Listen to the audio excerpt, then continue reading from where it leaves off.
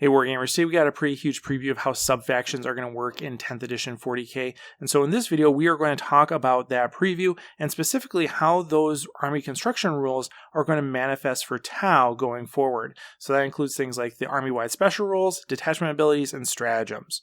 Now, the first thing that they showed us today is that each army will have one army-wide special rule.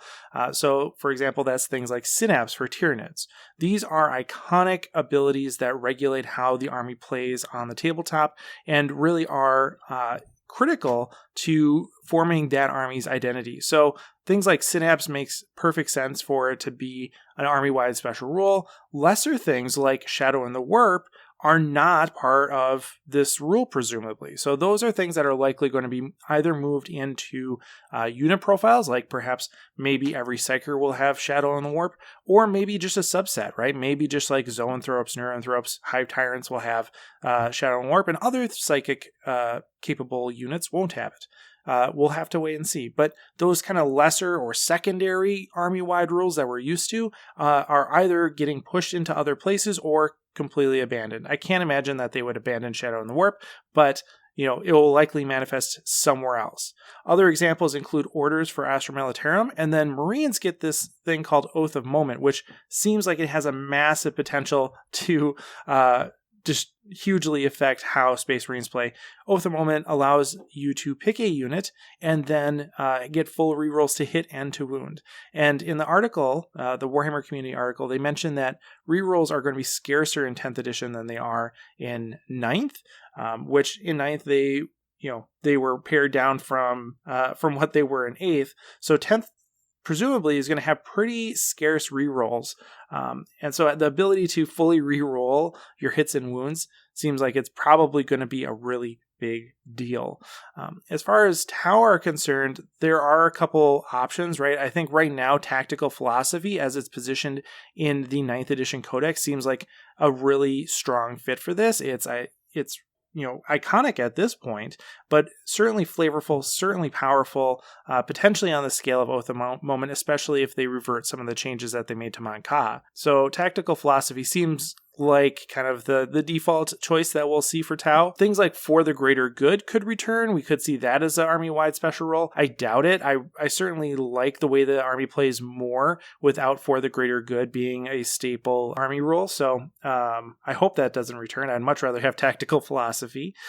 But then there's also like this background fear that I have that marker lights would be the army-wide special role. I would doubt it. That seems really underwhelming, but there is this argument that something like marker lights could be the rule for Tau because it is something that you would want to have available to you in every army build. If not being a army-wide special rule, it has to be something like a unit ability, right? There's no other place that this could go. And so that's one thing that makes me concerned that maybe that would end up being the army-wide special rule for Tau. Again, I doubt it. I think it'll probably end up being a unit ability for anything that has marker lights, but yeah, fingers crossed. So once you've picked your faction and you have your one army-wide special rule, then it comes time to select your detachment. And at the beginning of 10th, each army will have access to a single detachment, but as codices are released, then more detachments will become available. And with each of those different detachments, there will be unique thematic rules and criteria associated with them. So detachments will have some restrictions or at least some minimums about which types of units can be contained within them, just like detachments are now, right? But it's unclear how much of that is going to be restrictive and how much of it is going to be permissive, right? Like, is it going to be that if you take this detachment, you have to take a minimum of these units, or is it going to be more that if you take a certain detachment, you can't take units of XYZ description, right? So I would assume it's more of a permissive thing, more of like a more that you have to take a minimum of a certain unit composition in order to access the detachment. But time will tell. We haven't got any information about that. Sub-factions, in contrast, really only provided soft incentives for the types of units you'd want to bring, right? And so this is something that I think is really interesting, is that the detachments as they're presented here, at least, at the beginning of 10th edition here, really seem like they are going to be strongly influencing army composition in a way that could result in more diverse builds if we see detachments taken more broadly, right? If there's just one detachment that people take, then no, it wouldn't. But if people are selecting multiple different types of detachments across, a tournament or whatever, then we could see multiple different types of iconic builds, which I think is really exciting. Having the idea that there are different builds that could suit different play styles more strongly than different sub-factions would have. So I think that's cool. We'll see how that plays out. The example that they gave us for Tyranids was not in the detachment itself, but in the detachment special rule. So each detachment will have a special rule that augments the units within it. For this invasion fleet Tyranid detachment, they have hyper adaptations, and it basically allows you to select an adaptation at the beginning of the game, either swarming insects, hyper aggression, or hive predators, which essentially just make you better at killing, mass infantry, monsters and vehicles, or characters. And so this illustrates some of the design philosophy behind these different detachments. It's not just buffing certain types of units. Certainly this one is not specific to the types of units that benefit from it. They are just Tyranid units that benefit from it, which is good, right? It doesn't mean that there's a subsection of the detachment that's going to be more empowered than others necessarily. But that doesn't mean that can't be a detachment special rule, right? Like you could have a detachment special rule that makes Carnifex is better or something, right? And that would be cool too, right? So we've illustrated that there's some potential diversity in the approaches here, which is fun to think about, certainly. It's also illustrated some new mechanics. Presumably all of these are going to be common across the game, across different factions. Otherwise, they probably wouldn't have explicit names, right? They wouldn't have names that they could reference. They would just explain it right here. So things like critical hits, that's just a new term to describe natural sixes, which I like, that borrows from D&D terminology in terms of crits, and also is a nice way of describing that in a shorthand, much like engagement range was shortened from being within 1 inch of a model. They just said, okay, engagement range. Critical hits, same thing. Natural sixes to hits are crits. Great. They also illustrates lethal hits. So that means that crits auto wound. Sustained hits means that crits explode, you get additional hits. And then precision is something that you can gain if you take the Hive Predators adaptation to basically make your crits do this thing, do precision, which probably is something like Lookout Sir. We know that characters are going to be able to lead units, and so it probably is something where you get to either select the model that receives the hit on a crit, or it will automatically go to a character or something like that, which again is a nice inclusion back in the game. I like having characters be able to join units. That just is a little bit more streamlined to me than the current Lookout Sort system. For Tau, this opens up a whole library of different army builds that could serve as the basis for new Tau detachments, based on lore, based on how we've constructed armies in the past, based on box sets that they've released. So there's all sorts of things that we know exist that we don't have to be very creative to come up with that seem like low-hanging fruit for Games Workshop to turn into detachments. Right, and so with that in mind, I think it's pretty easy to speculate about the types of detachments we might eventually see for Tau. Something like a Battlesuit Strike Force, right? If we're looking at a more Farsighty kind of list, or something that's more Battlesuit themed, maybe that has a restriction that you have to take at least a Battlesuit Commander and 2 Crisis Suits. It could give you a special rule of like drop threat acquisition, which currently is a stratagem, but it could be a detachment ability so that you can reroll hits on deep strike.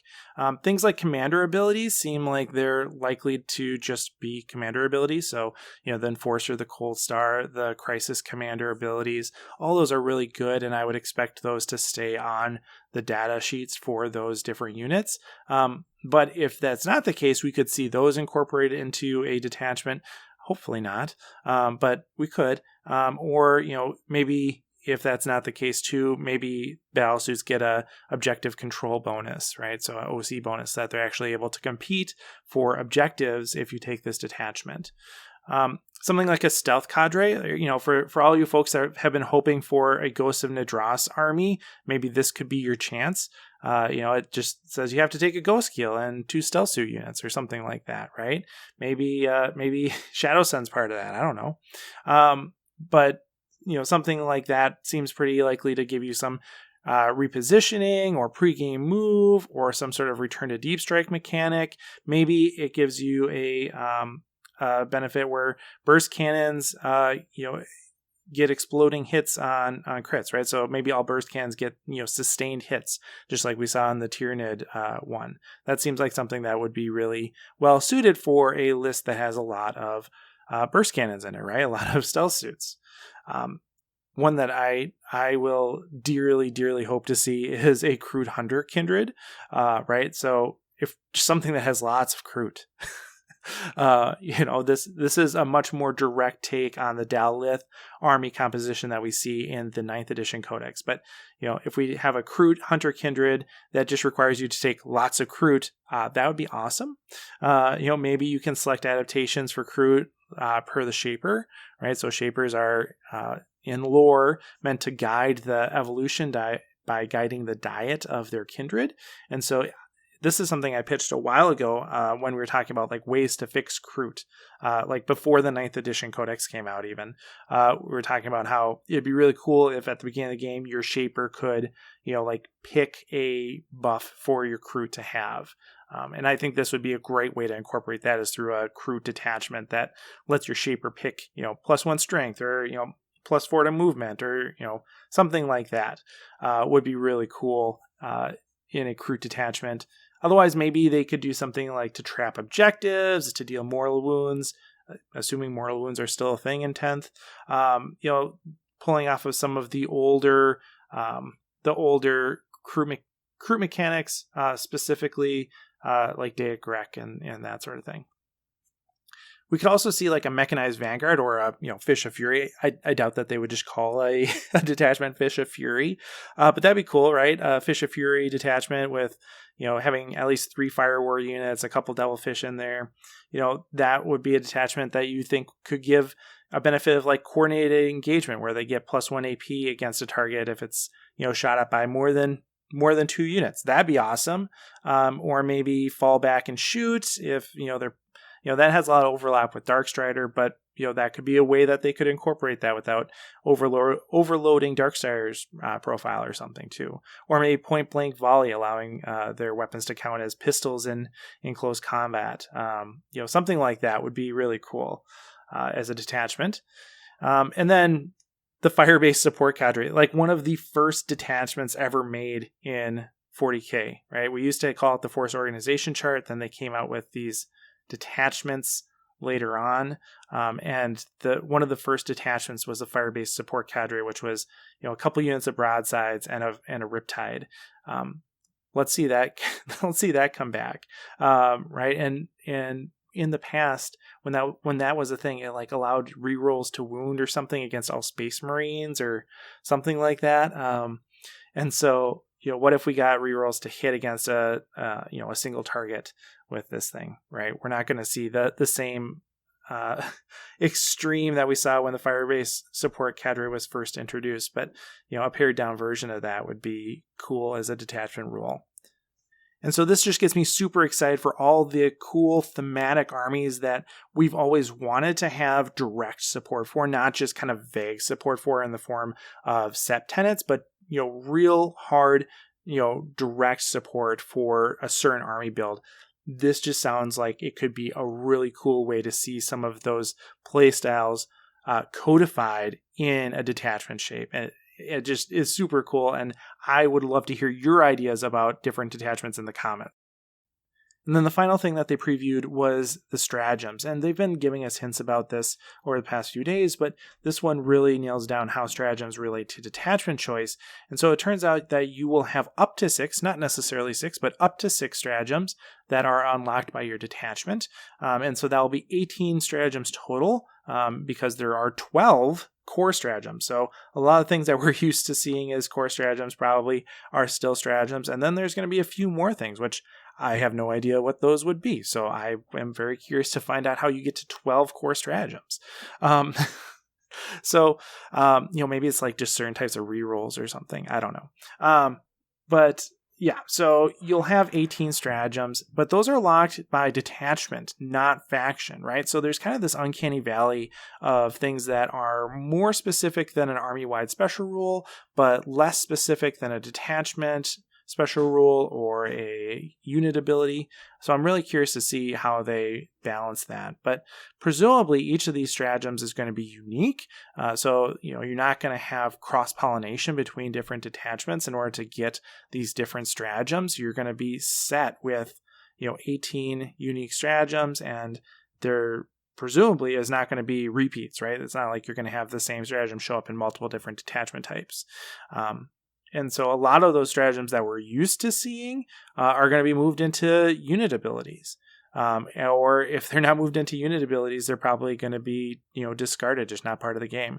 And to be honest, there are a fair number of stratagems where that's totally fine. There are plenty of stratagems that just don't get used because they don't compete for CP, they don't have the utility.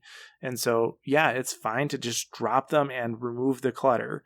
But all those unit-specific ones, I'm glad are being moved into abilities because then they're there if you want them, and they're accessible in a way that just is much more convenient. You don't have to go and look through your stratagems to find the thing. It's just there in the unit profile, and you can access it that way. That makes sense. That's great.